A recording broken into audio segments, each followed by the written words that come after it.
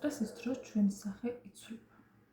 ხანგრძლივი სტრესის შემდეგ თუ შეგიმჩნევიათ, რომ სარკინო თითქოს სხვა ადამიანი გიყურებთ. რეალურად მე ეს დაკვირვება დიდი ხანია მაქვს ბავშვობიდან ვამჩნევდი ჩემს სახეს ამ ცვლილებას, თუმცა მაშინ უბრალოდ ამას ვერ ხსნიდი. ბავშვისთვის სტრესი შეიძლება იყოს სკოლაში ყოფნა, ბაღში ყოფნა, ხალხმრავლობაში ყოფნა, იმ საზოგადოებაში, სადაც ის ყურადღების ცენტრშია.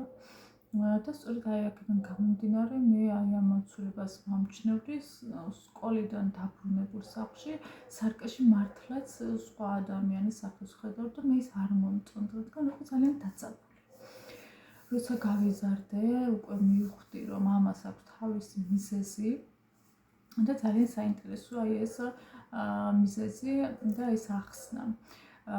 ჩვენ ნერვული სისტემა სტრესს აღიქვამს როგორც საფრთხეს. შესაბამისად, ამ დროს ჩვენი კუნთები ძლიერ იკუმშება, თითქოს ორგანიზმი ემზადება საბრძოლველად. ეს არის მისი თავდაცვითი რეაქცია და შემდეგ უკვე ეს ხდება ამ კუნთების სპაზმი და უჭირს ამ სპაზმიდან გადასვლა მოდუნების მდგომარეობაში. სწორედ ამით აიხსნება ჩვენი ეს დასაგული გამომეტყველება.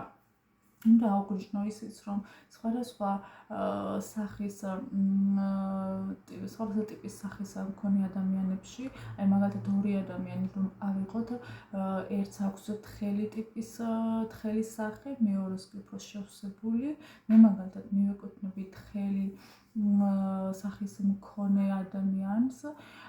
ამ შემთხვევაში ჩემს შემთხვევაში უფრო მეტად იქნება ეს თვალსაჩინო, რადგანაც ხილოვანი ქსოვილი ნაკლებად მაქვს განვითარებული სახეზე და შესაბამისად ეს კუნთოვანი სპაზმი უფრო თვალსაჩინო იქნება, ვიდრე სავსე სახის მქონე ადამიანში. მასში შესაძლოა მცირედაც იყოს შესამჩნევი, ან საერთოდაც შემჩნეველი იყოს. ეხლა რაშია გამოსავალი?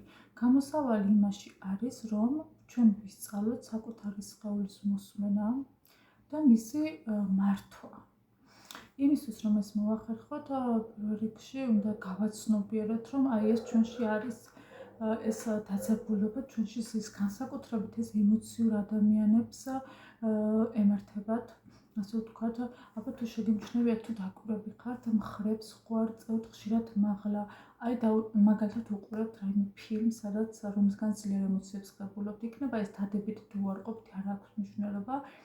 რამდენად გაქვთ მხრები მოდუნებული დღის განმავლობაში დააკვირდით და საინტერესო იქნება თუ აღმოაჩენთ მსგავს დაკვირვებას. მხრები უნდა იყოს მოდუნებული, რადგან კისრის კუნთები არის ამ დროს სპაზმირებული, დაძაბული და ეს აისახება ჩვენს სახეზეც თავისთავად. გამოსავალი რაშია? ჩვენ უნდა არსებობს ასეთი ძალიან საინტერესო ნერვი, ეს არის ვაგუსის ნერვი, რომელიც პასუხისმგებელია ჩვენს ფიზიკურ და ფსიქოლოგიურ უსაფრთხოების განცდაზე. ჩვენ უნდა მოვახდინოთ მისი სტიმულაცია, რათა ტვინს მივცეთ სიგნალი, რომ ორგანიზმი გადავიდეს მოსვენების, მოდუნების მდგომარეობაში. მეთოდებს თუ როგორ უნდა მოვახდინოთ ეს უკვე შემდეგ ვიდეოში შემოგთავაზებთ და ასევე ჩემს გამოცდილებასაც გაგეზიარებთ და ვფიქრობ საინტერესო იქნება თქვენთვის. მადლობა ყურადღებისთვის.